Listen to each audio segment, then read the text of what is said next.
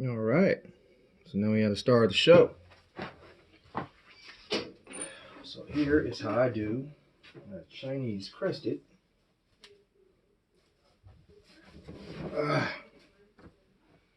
From start to finish. All right.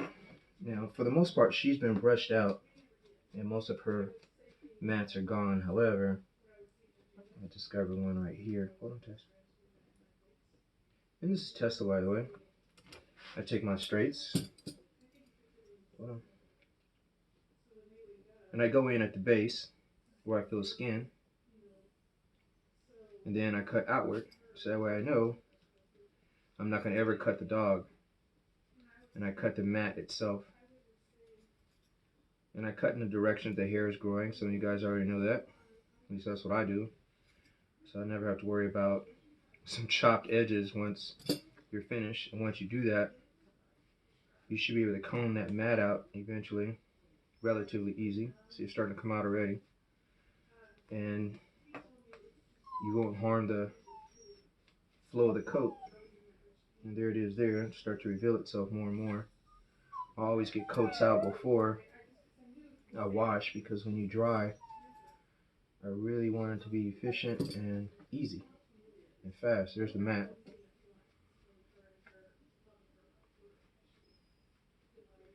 And then the rest of it should come out with the brush later. Hang on, Tess.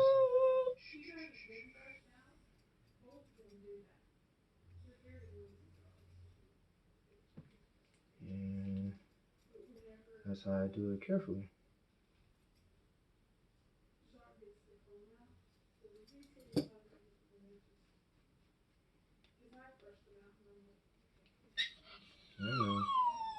I know. Notice I'm not just yanking on her hair and pulling it out. So if it does tug on her, you gotta have mutual respect for the dog too, because it can be uncomfortable. I know. No different than pulling your hair. So you work it out. As you see, it's coming out more and more and more. That was relatively thick, but that's what happens when you constantly comb themselves.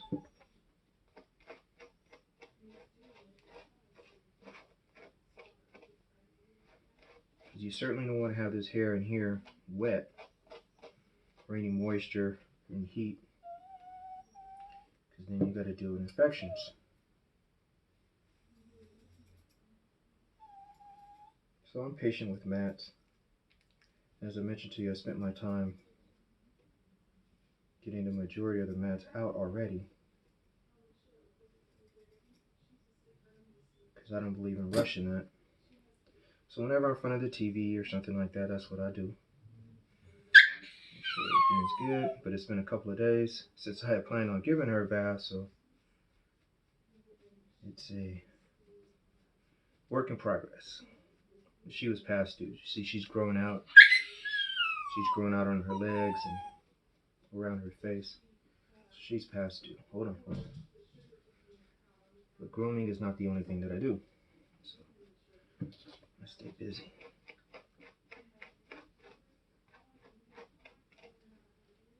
Now, even though this hair is matted back here, some would just cut it out. And don't worry about the other hair just covering it up, but I'm a little partial to being pretty thorough to make sure everything is good. Now, I keep her coat kind of long on the back. Most cresteds are not this long, but she is a powder puff, so her hair will grow long all the way around, as you know. You have hairless, and then you have powder puffs. Whoa, got one down here. But again, I like to fill these out. Now, this hair down here is going to be cut, so I don't really care about cutting this mat out, like so. And again, I'm just rather partial getting mats out before I wash. And she's pretty much set. One thing I like about doing cresteds, once you take care of the ears, your comb should just go straight through, like so, and not get caught on anything. As you see, she is tender-headed. If there were any mats in her, trust me, it would pull, and she is going to let you know. So you can comb it any direction, and there shouldn't be any hang-ups. And that's how you know you've gotten all your mats out. I like to go behind the ears, front of the ears, and you shouldn't have much. And that's basically how it should be before washing, in my opinion. And again, this is all going to be my opinion, because this is the way I run my business and my clients, my dogs, and it works for me. And everybody has their own method to the madness, but this is what I do. Now, this is her natural color for the most part. She has been dyed dark brown. I've done blues, I've done reds. Got a little bit of red right here that's been left over. She's been pink. She's been, oh wow, a number of different colors. But I haven't played with color in a long time, and maybe one day I'll do a video with color. So right now, we're gonna cut her down. I always like to cut first. There's no point in washing hair that's gonna be cut off later. I will start around her face first because I have worked with a lot of different clippers. These are, well, fill the mat over here. These are competition K1 or K10 or KM10 clippers. Hold on. There's lots of mats over here actually. I always like to be filling around for mats because again, it just creates a problem later. And I like for the hair to just flow and drop with no mats. And then of course, if you have clients, hold on. If you have clients, you don't want them to fill your dog right away, and then after they spent a lot of money with you, and then you got mats that their hands are filling. And it's like, wow, you know, did you get this spot? And of course, you want to think that you did. Hold on. And you missed it. So I'm constantly looking for mats. Now, I've seen a lot of injuries with folks using scissors. I remember being in a vet and somebody literally brought their dog in because the paw was literally jabbed with scissors doing exactly what I just did. And I guess they didn't spend time, hold on, yeah, Tess. They didn't spend time to feel where their skin is and where the hair starts. And they just jabbed the scissors into the mat and started cutting. And they cut into the dog's skin, which is a horrible, horrible injury. So you want to be careful about using that technique. If you got another one, if you use a different tool, if it works for you, great. But for me, it's all about safety because I certainly don't want to see blood on my table. This is not a crime scene channel, and he ain't about to start one. So, again, see all those are the mats that I got out. Hold on, Tess. I know. As I told you, she's kind of tender. I can't say tender-headed. I guess tender-bodied. So if you have some mats that you have to work with, she will let you know that she doesn't. It makes her feel uncomfortable. But you feel good about what you do when you get all of her body and you don't hear much. Hold on, Tess. By the way, her name is Tesla, and she is, well, I guess she was born in what? I think like 2012. So she's been around for a while. She's got great energy for her age. Teeth look good. Great temperament. Never had a problem out of her. Never. What I mean by problem? Yep, so we had a match, see? I know, huh? But we got it now, huh? Yep, it's all about communication. You want to be firm with a dog. I believe you have to lay down your foundation and let a dog know that, hey, this is going down. It's not like negotiable. Because then now you don't want the dog fighting you all the time. Like if I let her go, she's not going to just run off my table because she feels that she's in a threatening situation. But it's a give and take.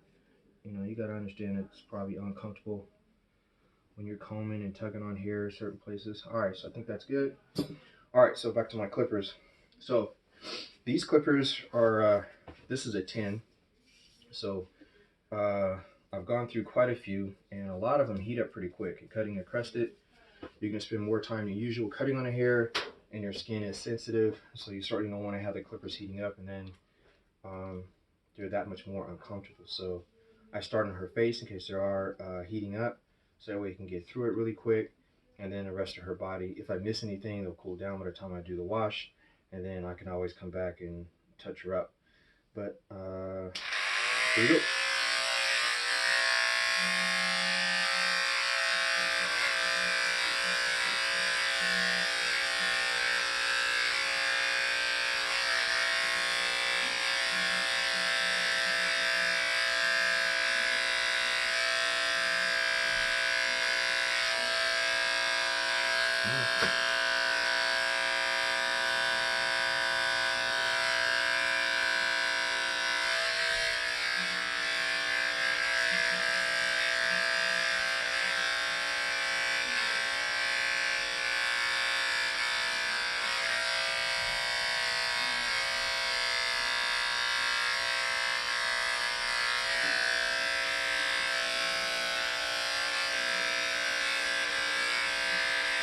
If you notice, I'm not fighting with her even though she wants to move so much.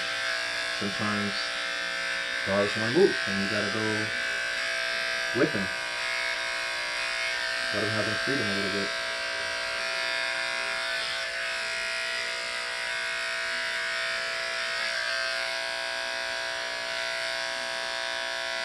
Crazy thing about her face, crazy you can hear me, crazy thing about her face, hair grows all different directions, so you got to make sure you cut that evenly, and you also got to make sure that,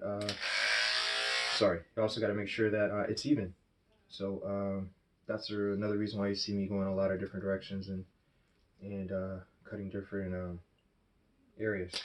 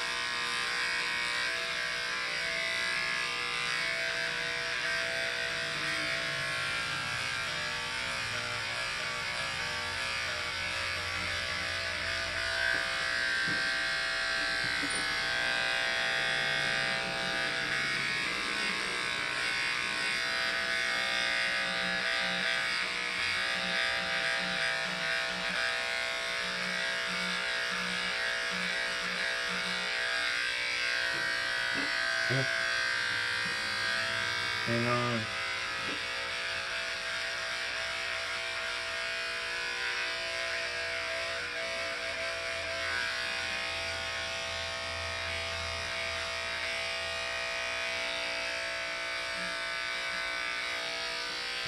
Sorry. I want you guys to kind of see that. Sit down.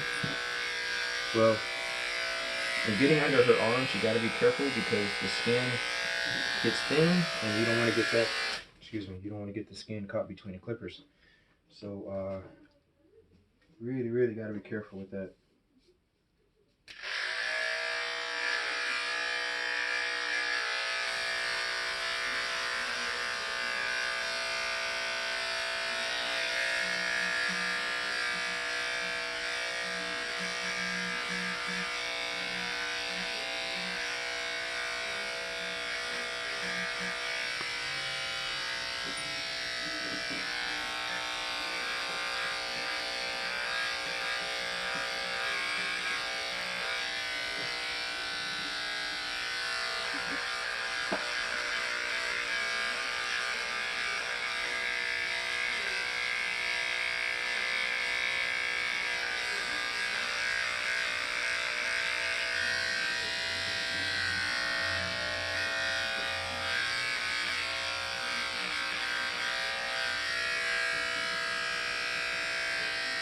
Nope, stop.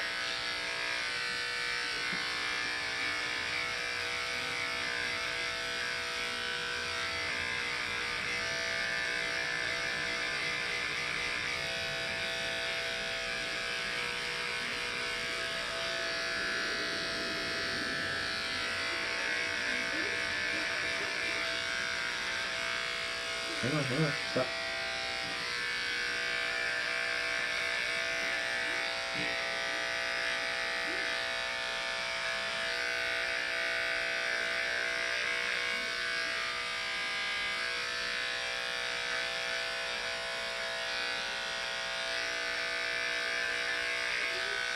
Hang on.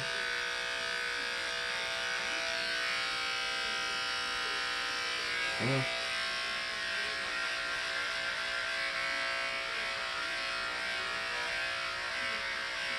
Cool.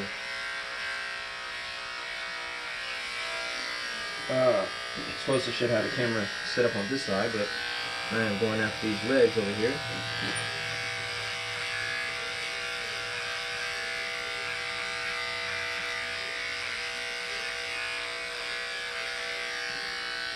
Alright, let's get this backside done. Now, I can already feel the clippers heating up a little bit, so I am going to work a little bit faster. Because again, I don't want her to be uncomfortable, and I want to get it as much as I can cut.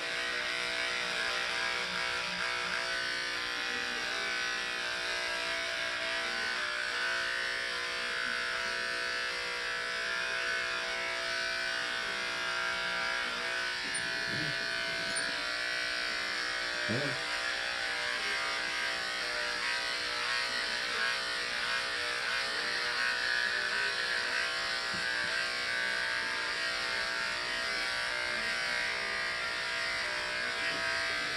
That's cool. Hold on, can you stand up? Alright. Come on.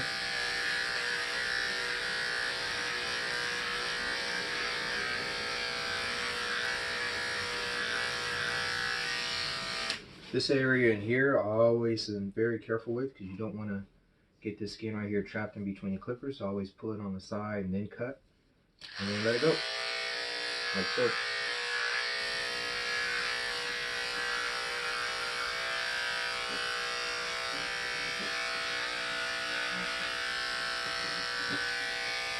Stand her up and pull that skin straight.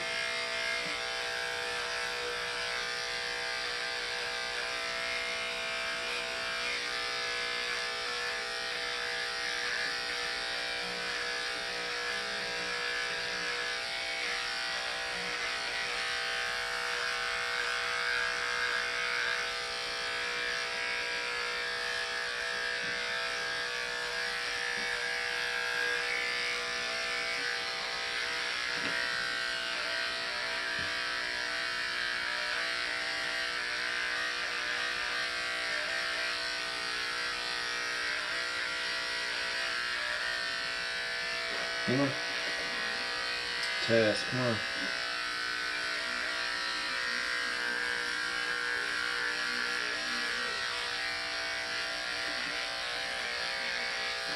Stop.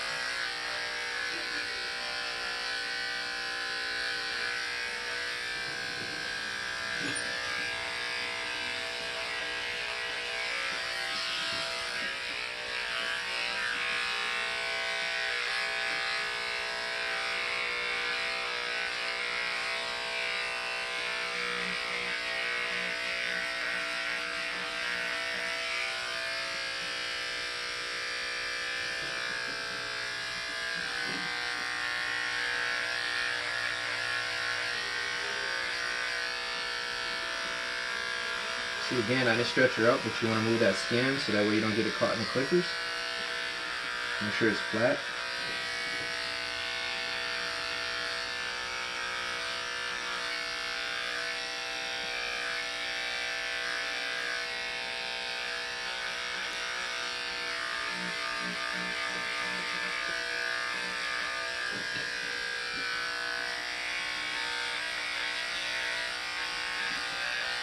Yeah. Test stop.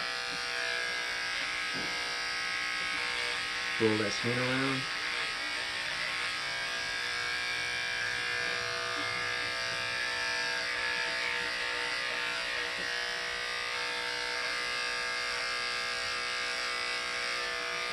Yeah. Alright, the rest I know I gotta stand her up for.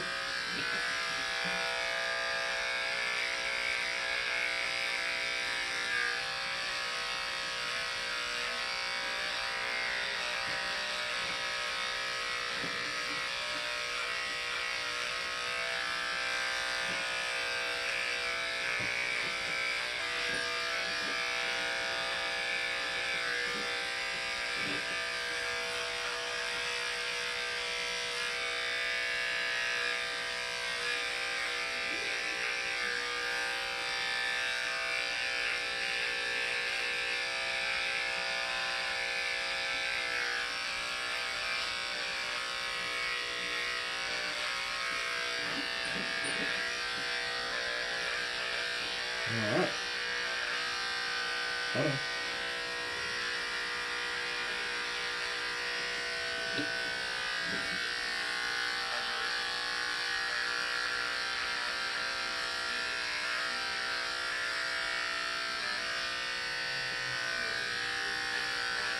So that concludes that expedition.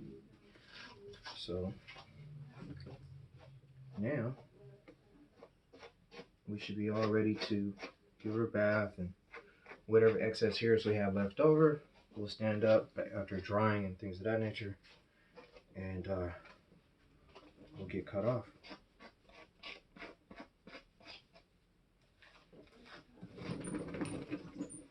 You cool? Huh, Tess? Good? Yeah, you're still my friend, huh? Yeah. Alright. So we'll get a lot of this hair out the way because we're going to be blow drying in a minute. Now, for wash, I am set up with hot water, and I control the heat based on the spray that I use, or the nozzle, and the distance away from the dog, so that way you don't burn them, but yet still you get the hair nice and clean because you're using hot water. Yeah, I use a garden hose, and the reason why I use this is because you can put your shampoo down here and prorate the amount that you use, and I create my secret sauce for conditioner, shampoo, and my various other products that I want to have for the coat, brighteners and things of that nature. And you just need a certain amount of each, and it blends them evenly as you're washing the dog. So I'm gonna get started on that now. My water is already hot, or it's already warm, so I'm good to go. So I'll be right back.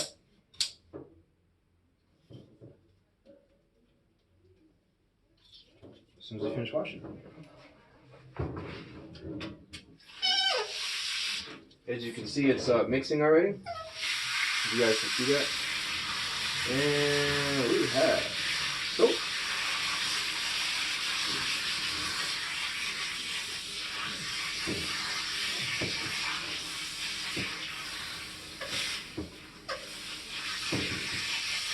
I get this from Harbor Freight.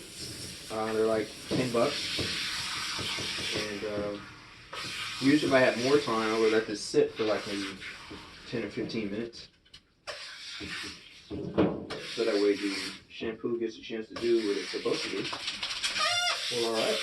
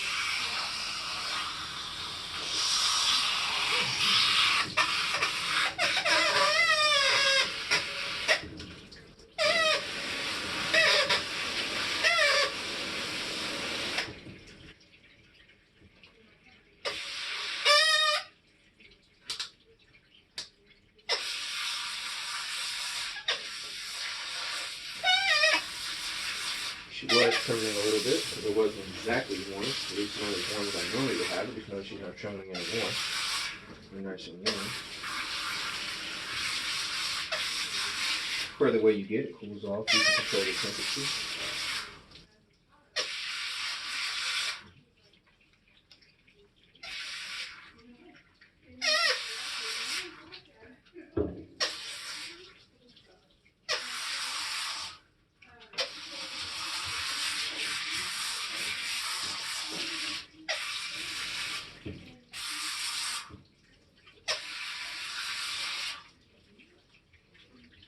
And I'm going to go ahead and wash this out.